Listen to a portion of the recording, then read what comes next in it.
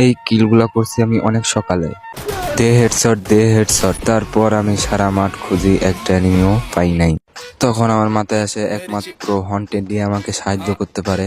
তো হন্টেড কেনার পর তখনই আমি এনিমি দেখে ফেলি, পশ্চিম পাড়ায় তারা অবস্থিত করতেছে। তা আমি সেদিকে ছুটতেছিলাম। এখন দেখি মালখোর ড্রাইভার গাড়ি নিয়ে আমাদের দিকে আসতেছে। তারা যে আসতেছে আমি একটু করে ডরাইনি,